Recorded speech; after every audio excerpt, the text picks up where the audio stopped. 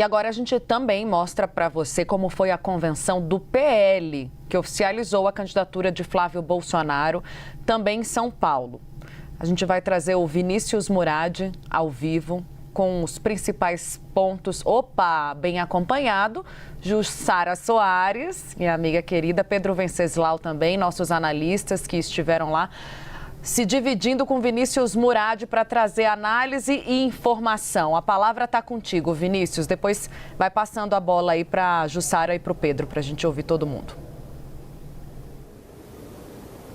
Com prazer, Tainá. Nosso time já está montado para a cobertura das convenções presidenciais, não só essa como as outras que vêm a seguir. Hoje, a convenção do PL, Convenção Nacional, oficializou a candidatura de Flávio Bolsonaro à presidência da República. Diversas lideranças políticas e pré-candidatos a governos estaduais do partido em todo o país. A presença aqui em São Paulo de Tarcísio de Freitas e Ricardo Nunes. A campanha de Flávio tem o QG aqui em São Paulo e está investindo bastante na campanha por aqui. E os nossos analistas, claro, vão engrandecer nossa cobertura com o que eles têm de destaque desse evento. Pedro, para você, começando, muito boa tarde. Qual foi o tom que mais marcou aqui? Boa tarde, Vinícius, Jussara, boa tarde, Tainá.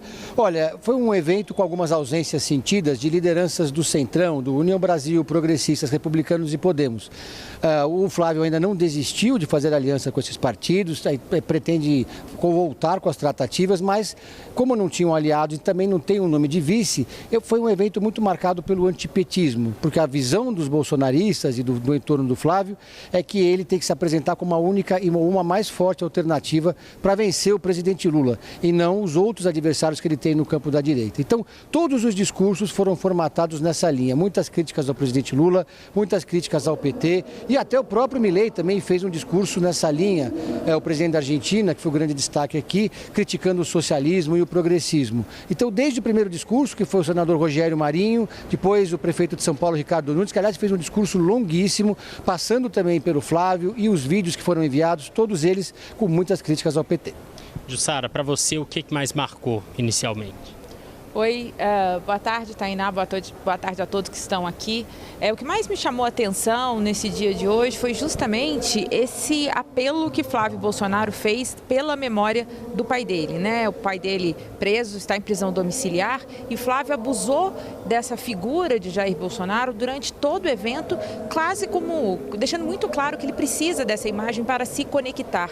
Inclusive tem um jingle da campanha que fala justamente, estou com o Flávio, estou com a família Bolsonaro. Então foi uma exaltação da própria família Bolsonaro. E a gente lembra por que Flávio chega como candidato à presidência da República, porque a família, embora tivesse outros nomes ali colocados, como o do governador de São Paulo, Tarcísio de Freitas, a família entendeu que o espólio de Jair Bolsonaro não poderia ir parar na mão de outras pessoas. Então percebi muito esse momento aqui deles. Quando a gente chegou, a gente até observou isso, tinha totens com aqueles, a gente chama os bonecos de papelão de Jair Bolsonaro, da ex-primeira-dama Michele Bolsonaro, que não esteve presente, mas mandou um vídeo, e tudo isso logo depois deles selarem uma paz publicamente, embora eles ainda não tenham conversado. Então, basicamente, são os detalhes aqui dessa convenção. O Pedro mencionou também, Javier Milei, presidente da Argentina, esteve presente, também teve um dos mais longos discurso bastante duro, associando Lula a uma rede internacional de socialismo, citando vitórias recentes da direita aqui na América Latina e que o Brasil tem que ser o próximo, ele defendeu. Agora, começando por você, Jussara, o que você achou de mais relevante da presença e da fala de Javier Milei? Olha, Javier Milei fez um discurso que obviamente foi acompanhado pelo Palácio do Planalto, mas aqui a figura dele mostra que Flávio Bolsonaro, ele traz essa força aqui regional. E claro, a presença de Javier Milei remete também a Donald Trump, presidente dos Estados Unidos, que Flávio busca esse alinhamento no meio dessa crise do tarifaço, embora isso não tenha sido mencionado diretamente, a gente vê o quanto que isso já contamina ali, né, o bolsonarismo, que ao longo longo também desse dia de hoje, a gente viu pessoas com a bandeira dos Estados Unidos. Então, essa referência do exterior, né, da direita, o Flávio busca se apoiar em Milei. Teve também o vídeo do Benjamin Netanyahu, de Israel, também fazendo uma deferência aqui ao lançamento da candidatura de Flávio Bolsonaro. A ver se esses apoios eles são suficientes para fazer Flávio crescer nas pesquisas. Tem-se uma sensação de que isso não traz votos, não agrega votos a Flávio Bolsonaro, que é apenas Flávio falando para a própria bolha. Agora, Pedro, do discurso de Milei, existem alguns pontos interessantes que você também destacou, a gente conversava há pouco antes de entrar no ar, mas para além disso, eu queria te ouvir também sobre próximos passos. Agora é oficial, Flávio é o candidato. O que vem a seguir?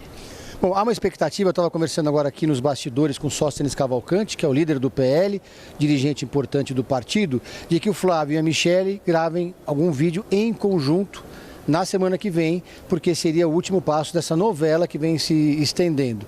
A Michelle enviou um vídeo, mas um vídeo que fez poucas menções. Na verdade, ela mencionou o nome do Flávio apenas uma vez, falou que Deus abençoe a sua candidatura. Mas era um vídeo muito mais voltado para a atuação dela no PL Mulher, para a militância que ela constituiu nesse tempo que ela tem de partido, do que para a convenção propriamente dita. Então, ou seja, tem um trabalho ainda para ser feito dessa aproximação. Além disso, o Flávio ainda vai até o último minuto, ele tem alguns dias para isso, tentar conversar, tentar atrair o Podemos, Republicanos, União Brasil e progressistas.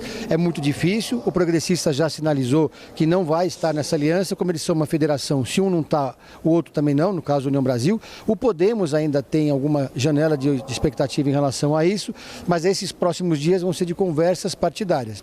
Além disso, o Flávio também já começa, a partir da semana que vem, a gravar os seus programas para o horário de televisão. Perfeito. Além das outras falas que a gente destacou, Flávio Bolsonaro também discursou, fez bastante acenos ao eleitorado feminino. Ele trouxe também, vocês certamente notaram isso, esse tom de resgate da memória, e uma das palavras mais citadas aqui foi perseguição.